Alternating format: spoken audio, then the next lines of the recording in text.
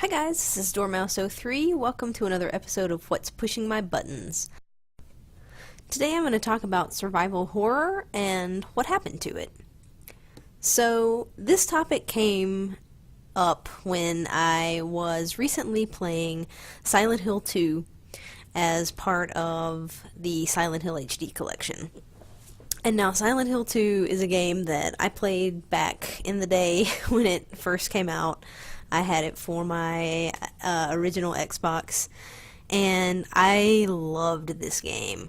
I loved the sort of atmosphere of it. I loved the monsters. I loved the psychological thriller nature that it had. You know, I just thought it was a really, really great game. And when I was playing back through it, I found that it still has that same atmosphere, you know. It still sort of rings true to that feeling that I got when I played it. And I was thinking about this in the context of quote-unquote survival horror or horror games that are out now, that have been released more recently. And the two sort of ones that I can think of that really spring to mind are Dead Space 3 and Resident Evil 6. And so these are games that sort of come from this lineage, right? They're supposed to be horror games. They're supposed to be survival horror games. And they really just don't have that same feeling. You know, they don't have the same feeling as the old Silent Hill games, as the old Resident Evil games. A lot of people talk about, you know, survival horror is dead, what happened to all these series, why are they so action-oriented now?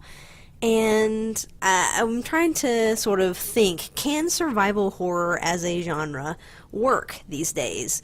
Because in my opinion, it's such a tricky thing, right? It feels like such a product of the time when these games came out. And I'm thinking Resident Evil 1 and 2 and Silent Hill 1 and 2. Those are the sort of big name franchises. Those are the ones that I think of when I think of this genre. So I'm thinking of those games, and I'm trying to think now, what was it that made them what they were? And is there a way to translate that into this generation? And I don't know, I have mixed feelings about it. So what I wanted to talk about first was what I mean when I say that the survival horror genre was born of a particular generation. And so what I mean when I say that is that I think that these games came about because of the limitations of the consoles and of the technology and of the games back when they were created, you know, back in the 90s, early 2000s.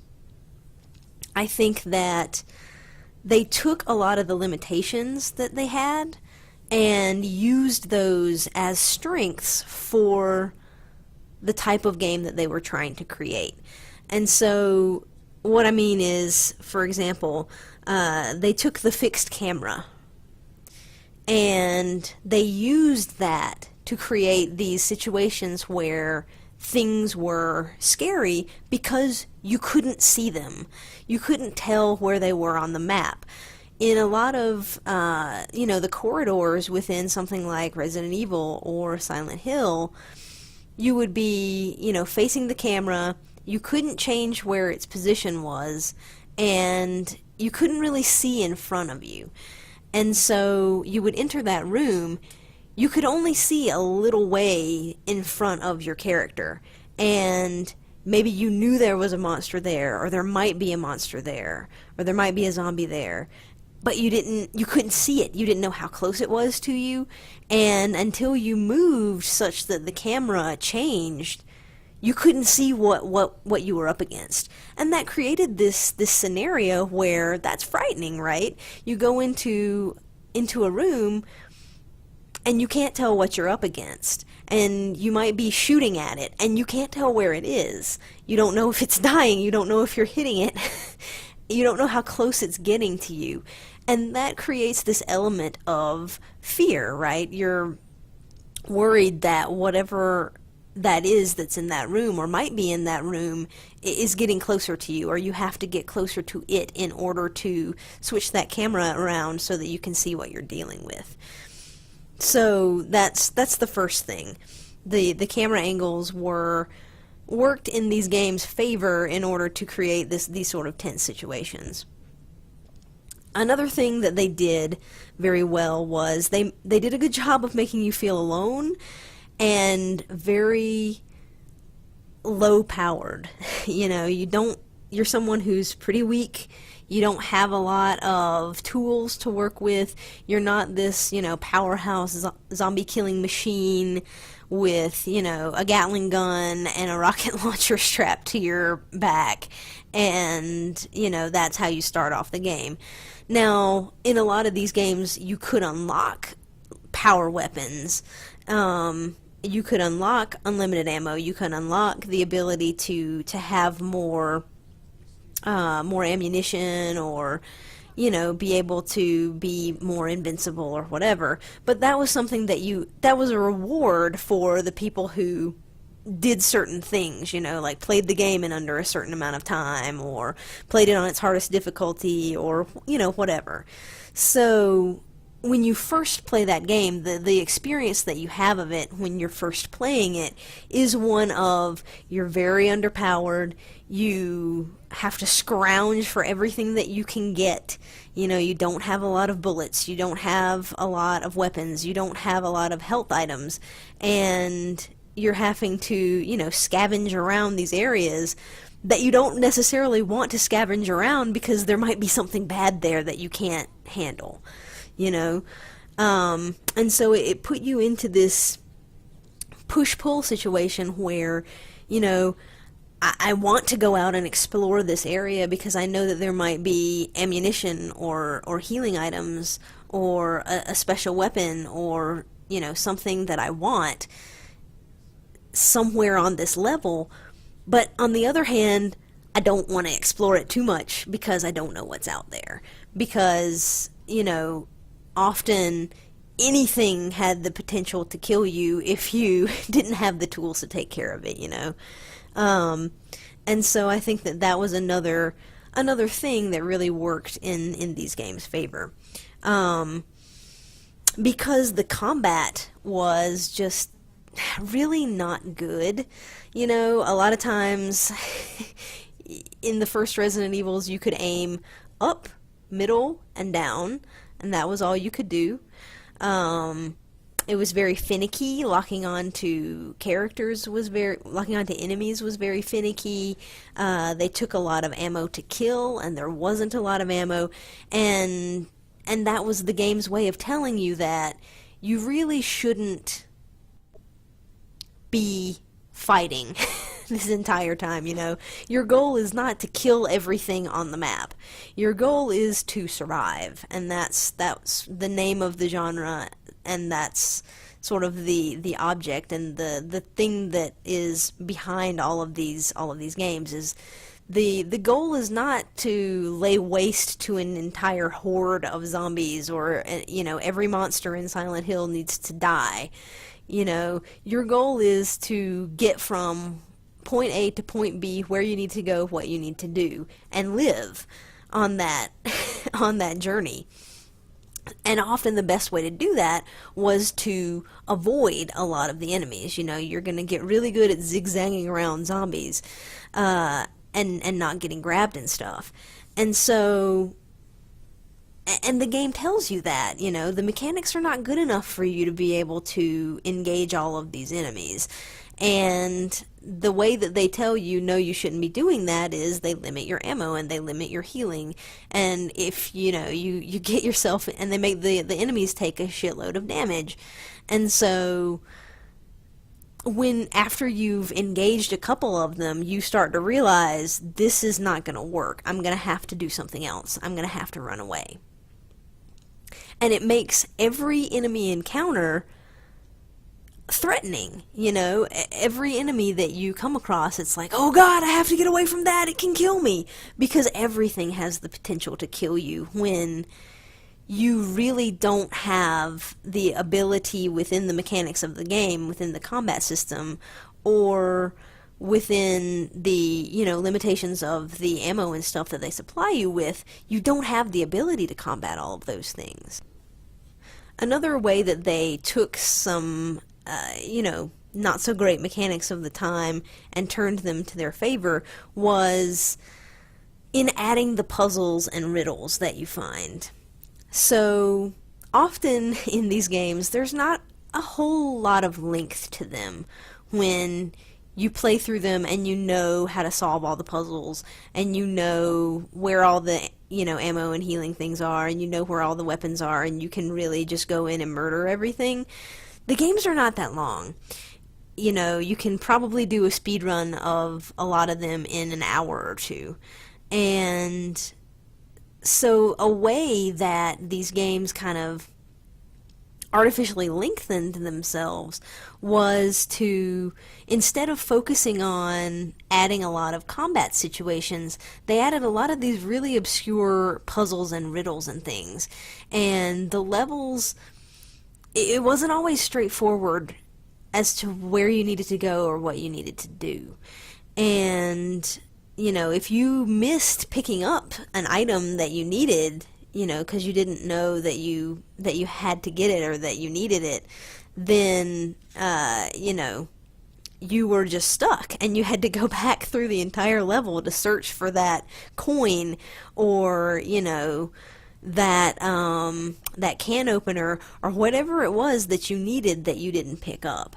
Crap, I have the red slab, I need the blue slab, where is it? And you're going back through all the rooms trying to find what it is that you need. And with the case of Silent Hill, which I think had a lot more of the, riddles, so, word problems and number puzzles and things like that, a lot of those things were tough. And this was in a generation where you couldn't go online when you were, mildly frustrated and find the answer. You really had to figure that out, or, talk to a buddy who had also played the game and be like, what did you do? What order did you put these things in? And how did you solve this puzzle? So, they were pretty difficult when you put it on a hard difficulty setting. And so, putting all of those things in there, it lengthens the game that they don't have to put in 10,000 things that you have to kill.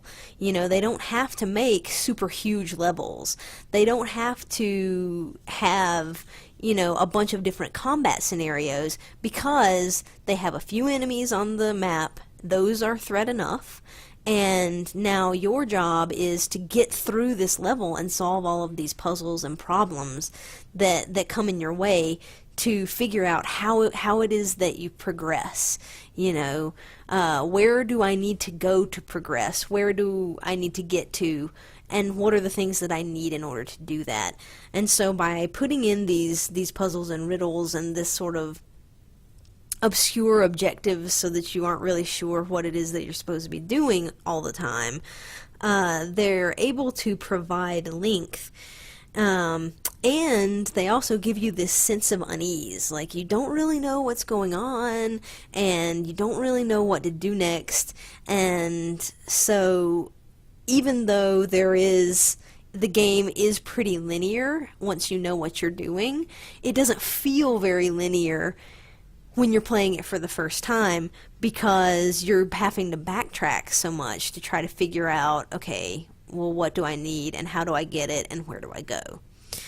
So you really are forced through a particular path through the game generally, but, since they give you kind of minimal amount of direction, it creates this sense of like, I'm in this world and everything is weird and there are all these monsters and zombies and I don't know what to do. So that really, it can add to the atmosphere as well. And so these games sort of came out of this time where they didn't really have great mechanics. The combat didn't work very well. The camera angles were sort of crappy. They didn't have a lot that they could put into the game lengthwise, so that they couldn't have these huge open environments or, really huge combat scenarios or anything like that to make the game feel a little bit longer. And they didn't really have that well put together of a story. A lot of times the world wasn't fleshed out really as much as it is in games these days, where you have this whole huge backstory and everything's explained and that kind of thing.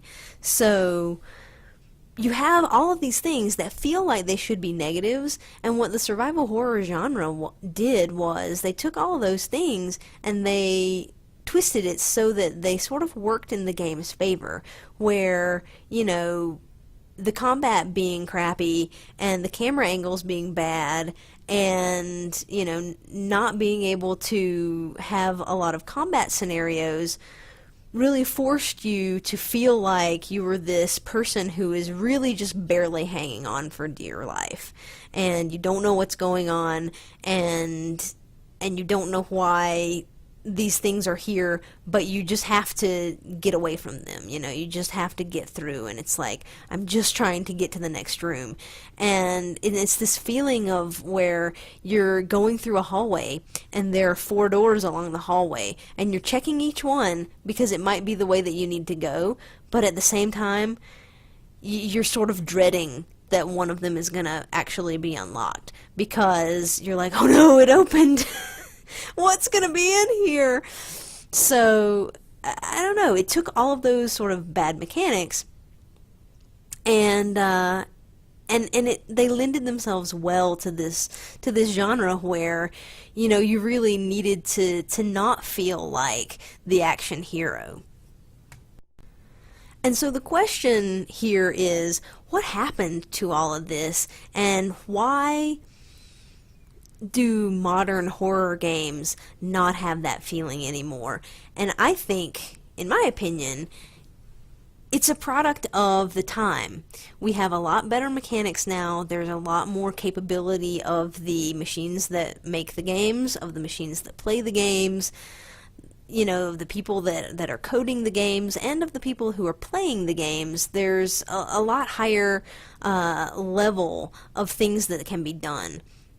The combat can be made a lot better. The camera angles, are not fixed anymore. And people expect when they play a game these days that they're going to be able to control their character, and they're going to be able to control the camera. And, there's this expectation that the mechanics need to be good. Because now it's like, well, we don't have these real mechanical limitations on the player, so how do we limit them in terms of being able to fight these monsters? How do we make these monsters scary when the player really does have more capability to kill them? These games have gone in the realm of, well, we'll make it scary because we'll throw a ton of them at you. Every time you walk 5 steps, there's going to be 15 enemies that you're going to have to fight, and something's going to jump out from the side, and something's going to pop up behind you, because they're capable of killing them now. So one isn't going to scare you, so you need 50, and because you can make the levels a lot bigger. We don't need puzzles and traversal and backtracking. That's boring. And if you're not killing 10 zombies or 10 necromorphs every 2 seconds, you're not scared anymore. Is I guess what the thought is. And I think that's just completely wrong. They've taken to making these like, well, we need a monster and we need to make it huge. And and then that will be scary because it's huge and it's disgusting and it's slimy and it's got, you know, tentacles and 4 mouths, and that's gonna be scary. You know, and yeah, that might be scary. You know, the aesthetic of the monsters is definitely part of making something scary, but I don't think that it's 100%, and I don't think it's the most important thing.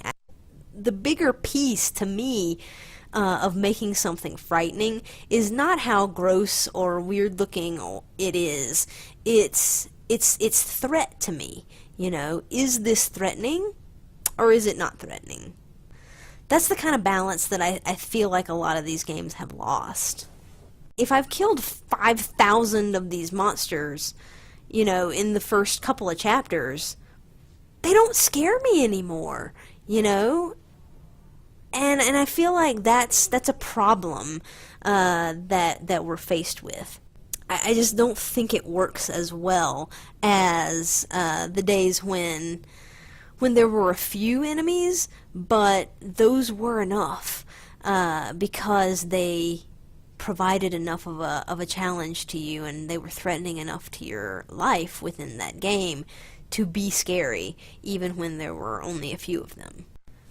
And so the question now is, can survival horror still work in this day and age? And I think that it can, but I worry that the developers of these games will, in an effort to take things back to the way they used to be, bring back some of the wrong things. So I feel like there's an expectation now from gamers who have, you know, played through the past decade of games with better and better mechanics, with better stories and storytelling, with, you know, cameras that you have control over. You know, there are certain expectations, and I don't think that, even though those things worked for, you know, games back in the day, that it wouldn't be a good idea to go back to this idea of, well, we need to give them, you know, bad combat mechanics and fixed camera angles and, you know, stories with huge plot holes in order to make things scary. So I don't think that those are the things that you really need to go back to. But I think that you can take some of the things that made those games great and put them into games now. And so I'm going to talk about some of those things in the next part of this series. I hope that you've enjoyed my thoughts on this genre so far. I really look forward to hearing what you guys think, so I'll see you in the next part of What's Pushing My Buttons. Thanks for watching.